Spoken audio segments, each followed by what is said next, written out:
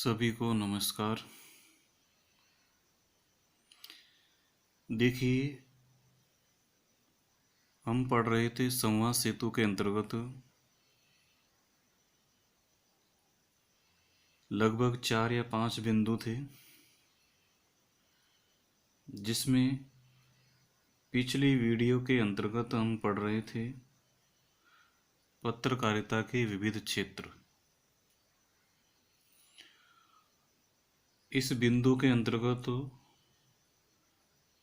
2-3 प्रश्न और बनते हैं, जिनको कि हम देखेंगे, और उसके बाद में फिर हमारा अंतिम जो बिंदु टॉपिक रहेगा वो है वार्ता है, रिपोर्ताज है, संदर्भ ग्रंथ है। इस प्रकार के टॉपिक हमारे बच रहे हैं, वो भी यानी कि पूरे हो जाएंगे। उससे पहले देखिए कि आज ही माध्यमिक शिक्षा बोर्ड के द्वारा वर्ष 2020 और 21 का एक संशोधित आपका पाठ्यक्रम डाला है। संशोधित पाठ्यक्रम डाला है केवल सिर्फ 2020 और 21 के लिए। और इस संशोधित पाठ्यक्रम में आपकी इस हिंदी कंपलसरी हिंदी अनिवार्य में कोई ज़्यादा बड़ा परिवर्तन नहीं हुआ। एक तो आपके इस व्याकरण वाले पोर्शन में से पद परिचय वाला बिंदु ये कम किया है। दूसरा जो टॉपिक कम किया है व्याकरण में से, ये शब्द शक्ति का है, ये कम किया है। इसके बाद में अलंकार में से भी कुछ अलंकारों को भी यानी कि हटाया गया है, जैसे रूपक अलंकार है, उत्प्रेक्षा है, उदाहरण है और विरोधाभास। यानी कि 8 अलंकारों में से 4 अलंकार कम कर दिए गए हैं, आपके पाठ्यक्रम में से हटा दिए गए हैं, जिसमें रूपक है, उत्प्रेक्षा है, उदाहरण है और विरोधाभास है। बाकी के 4 अलंकार आपके पाठ्यक्रम में हैं। इसके अलावा एक इसमें भी कम किया गया है पत्र और प्रारूप लेखन, जिसमें हमने 5 प्रकार के पत्र पढ़े कि अर्ध सरकारी पत्र, विज्ञप्ति, निविदा, ज्ञापन और अधिसूचना। इन 5 प्रकार के पत्रों में से इन 2 पत्रों को भी हटाया गया है आपके पाठ्यक्रम में से। एक है ज्ञापन और एक है अधिसूचना। केवल पद परिचय, शब्द शक्ति, अलंकार में रूपक, उत्प्रेक्षा, उदाहरण और विरोधाभास, पत्र प्रारूप लेखन में ज्ञापन और अधिसूचना, ये पाठ्यक्रम आपका यानी कि कम कर दिया गया है। ये सिर्फ आपकी यानी कि वर्ष 2020 और 21 में जो आपकी बोर्ड की परीक्षा होगी उसका ये संशोधित पाठ्यक्रम प्रस्तुत किया है। बाकी का जो आपकी बुक वगैरह है, सृजन की बुक है और पीयूष प्रभा की जो बुक है, उसके सारे पाठ एज इट इज आपके पाठ्यक्रम में सम्मिलित किए जाएंगे। तो ये छोटी सी एक पाठ्यक्रम से संशोधित ये एक जानकारी थी जो इस वीडियो के माध्यम से आपको मैंने बता दी, जिसमें हम सारी चीज़ें यानी कि लगभग पढ़ चुके हैं। और कुछ टॉपिक कम किए हैं पत्र प्रारूप के अंतर्गत, जैसे ज्ञापन है, अधिसूचना है, अलंकार में रूपक, उत्प्रेक्षा, उदाहरण और विरोधाभास, और पद परिचय और शब्द शक्ति का। तो ये कुछ टॉपिक हैं वो आपके हटाए गए हैं इस सत्र के लिए। तो आइए, पिछली वीडियो के अंतर्गत हम पढ़ रहे थे पत्रकारिता के विविध क्षेत्र, जिसमें हमने लगभग 3 प्रश्नों के बारे में चर्चा कर ली थी। आज हम अगले प्रश्न के बारे में चर्चा करते हैं कि इस बिंदु के अंतर्गत, इस पत्रकारिता के अंतर्गत से और किस प्रकार के प्रश्न बन सकते हैं। ये सारे प्रश्न, ये सारे नोट्स के रूप में जो प्रश्न है, ये सबको कॉपी में उतारने हैं।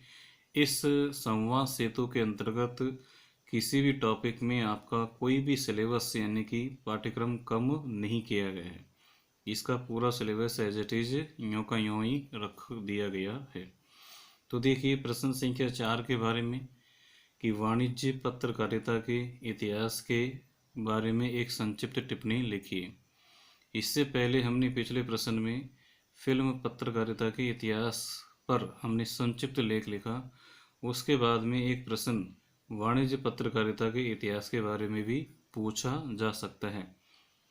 तो देखिए वाणिज्य पत्रकारिता का इतिहास औद्योगिकीकरण के साथ जुड़ा हुआ है। कि वाणिज्यिक पत्रकारिता का इतिहास औद्योगिकीकरण के साथ जुड़ा हुआ है। पश्चिमी देशों में औद्योगिक क्रांति के बाद समाचार पत्रों में उद्योग, वाणिज्य तथा व्यवसाय से जुड़े समाचारों को प्रमुखता दी जाने लगी है। भारत में वाणिज्य पत्रकारिता का आरंभ ब्रिटिश मैनेजिंग एजेंसियों की प्रेरणा से हुआ है।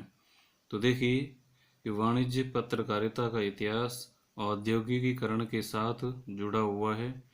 पश्चिमी देशों में औद्योगिक क्रांति के बाद समाचार पत्रों में उद्योग, वाणिज्य तथा व्यवसाय से जुड़े समाचारों को प्रमुखता दी जाने लगी है। भारत में वाणिज्य पत्रकारिता का आरंभ ब्रिटिश मैनेजिंग एजेंसियों की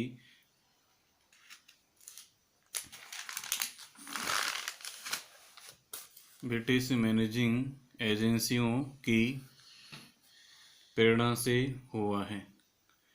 देश में पहली आर्थिक संदर्भों की पत्रकारिता कैपिटल नाम से सन 1886 में कोलकाता से निकली।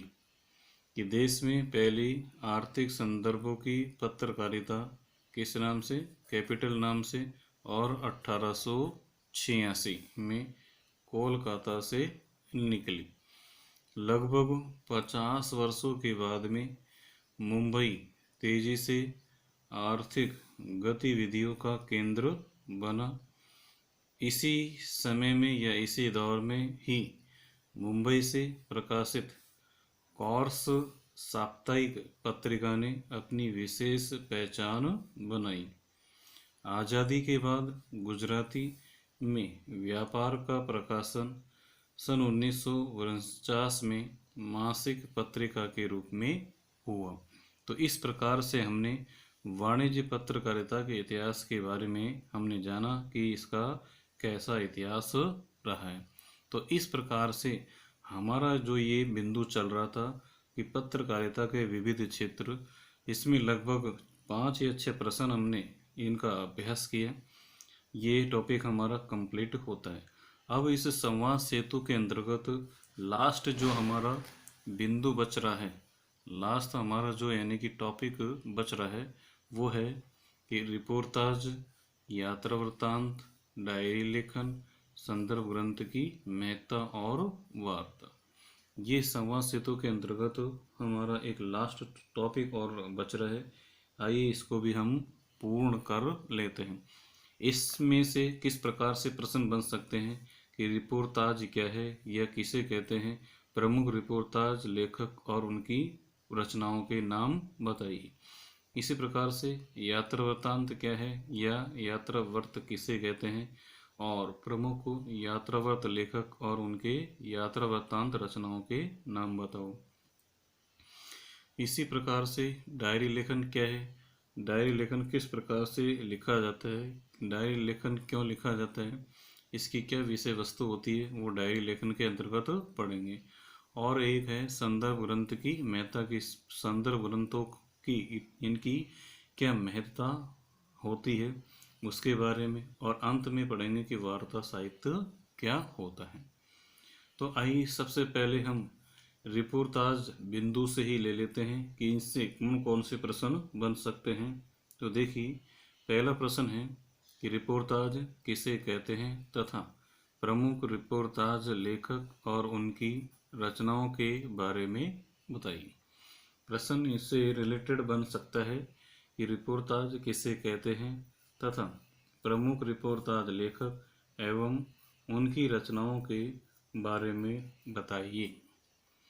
तो देखिए, रिपोर्टाज एक फ्रेंच भाषा का शब्द है, यानी कि रिपोर्टाज है वो कौन सी भाषा का शब्द है?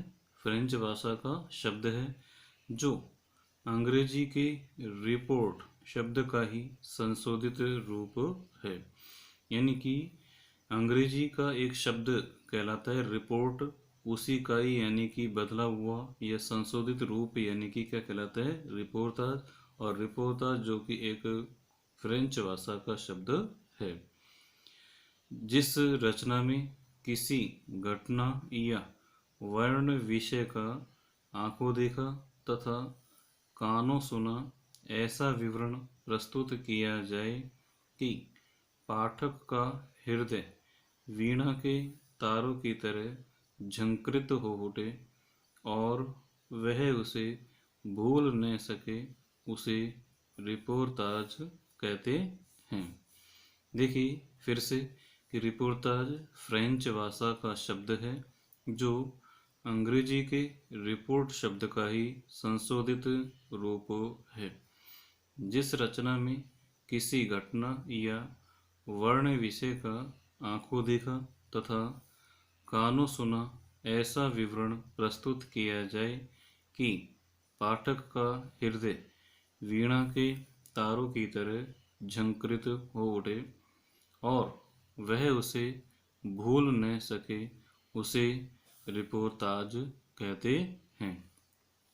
आगे देखिए, रिपोर्टाज किसी घटना की कलात्मक अभिव्यक्ति होती है। यानी कि जो रिपोर्टाज है वो कोई सी भी घटना हो, किसी भी प्रकार की घटना हो, उसकी कलात्मक अभिव्यक्ति होती है।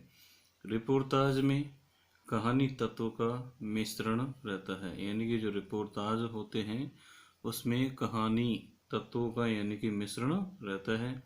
इसमें संवेदनशीलता की उपस्थिति आवश्यक मानी जाती है।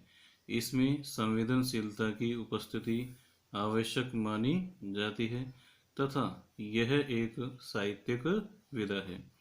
तो हमने जाना कि रिपोर्टाज क्या है। अब इसके बाद में प्रमुख रिपोर्टाज, इसके बाद में फिर है कि प्रमुख रिपोर्टाज लेखक कौन कौन हैं और उनकी रचनाएं कौन कौन सी हैं। कि तो प्रमुख रिपोर्टाज लेखक एक तरफ हैं और उनके सामने उनकी रचनाएं कौन कौन सी हैं। तो देखिए, प्रमुख रिपोर्टाज लेखकों में हम पहला लेते हैं उपेंद्रनाथ अश्क। उपेंद्रनाथ अश्क, इन्होंने कौन कौन सी रिपोर्टाज रचनाएं लिखी? पहली है रेखाएं और चित्र। पहला इन्होंने रिपोर्टाज लिखा रेखाएं और चित्र। दूसरा इन्होंने लिखा पहाड़ों में प्रेम में संगीत। तो ये दोनों रिपोर्टाज जो रचनाएं हैं ये किसके द्वारा लिखी गई हैं? उपेंद्रनाथ अश्क के द्वारा। उपेंद्रनाथ अश्क के द्वारा कौन कौन सी लिखी गई? रेखाएं और चित्र तथा पहाड़ों में प्रेममय संगीत। इसी प्रकार से दूसरे लेखक हैं धर्मवीर भारती। धर्मवीर भारती, इनके द्वारा कौन सी रिपोर्टाज लिखी गई? युद्ध यात्रा। तो युद्ध यात्रा जो रिपोर्टाज है ये किसने लिखा है? धर्मवीर भारती के द्वारा। फिर तीसरे नंबर पर आते हैं कन्हैयालाल मिश्र प्रभाकर। कन्हैयालाल मिश्र प्रभाकर, इन्होंने जो रिपोर्टाज लिखा वो है कि क्षण बोले कण मुस्कुराए। आपसे पूछ लिया जाए कि क्षण बोले कण मुस्कुराए, ये रिपोर्टाज किसके द्वारा लिखा गया? तो कन्हैयालाल मिश्र प्रभाकर के द्वारा। फिर अगले लेखक हैं शमशेर बहादुर सिंह। शमशेर बहादुर सिंह के द्वारा लिखा गया रिपोर्टाज है प्लाट का मोर्चा। यानी कि प्लाट का जो मोर्चा ये रिपोर्टाज है, ये रचना किसके द्वारा लिखी गई है? शमशेर बहादुर सिंह के द्वारा। फिर अगले लेखक आते हैं फणीश्वर नाथ रेणु। फणीश्वर नाथ रेणु, इनके द्वारा कौन सा रिपोर्टाज लिखा गया है? जैसे ऋण जल और धन जल। तो ऋणजल और धनजल ये रिपोर्टाज किसके द्वारा लिखा गया? फणीश्वरनाथ रेणु के द्वारा लिखा गया। अगले लेखक आते हैं रागे राघव।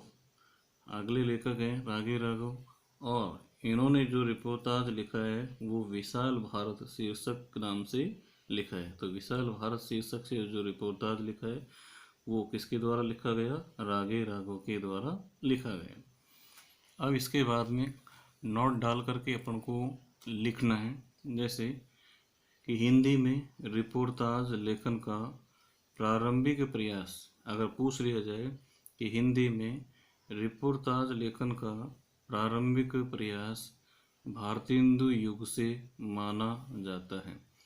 अगर आपसे पूछ लिया जाए कि रिपोर्टाज लेखन का प्रारंभिक प्रयास कौन से युग से माना जाता है, कि भारतेंदु युग से माना जाता है, द्विवेदी युग से माना जाता है, कि ये छायावादी युग से माना जाता है, या प्रगतिवादी युग से माना जाता है, तो जो रिपोर्टाज लेखन का जो प्रारंभिक प्रयास है वो भारतेंदु युग से ही माना जाता है। रिपोर्टाज लेखन की वास्तविक परंपरा का प्रारंभ किसने किया?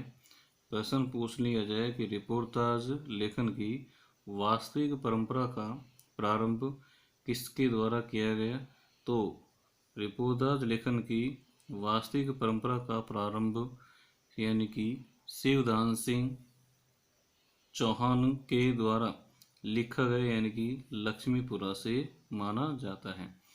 यानी कि रिपोर्टाज जो लेखन की शुरुआत है वो सर्वप्रथम हमारे लेखक हैं शिवदान सिंह चौहान। उन्होंने एक रिपोर्टाज लिखा लक्ष्मीपुरा रिपोर्टाज। इस लक्ष्मीपुरा रिपोर्टाज से ही रिपोर्टाज की वास्तविक शुरुआत मानी जाती है। तो हमने अभी तक ही पढ़ा कि रिपोर्टाज किसे कहते हैं तथा प्रमुख रिपोर्टाज लेखक एवं उनकी रचनाओं के बारे में बताई। तो हमने रिपोर्टाज के बारे में जाना कि रिपोर्टाज एक फ्रेंच भाषा का शब्द है जो अंग्रेजी के रिपोर्ट शब्द का ही एक संशोधित रूप है, और जिस रचना में किसी घटना या वर्ण विषय का आंखों देखा तथा कानों सुना ऐसा विवरण प्रस्तुत किया जाए कि पाठक का हृदय के वीणा की तारों की तरह झंकृत हो जाए और वह उसे भूल न सके, उसे रिपोर्टाज कहते हैं। आगे हमने पढ़ा कि रिपोर्टाज किसी घटना की कलात्मक अभिव्यक्ति होती है तथा रिपोर्टाज में कहानी तत्व का मिश्रण भी रहता है।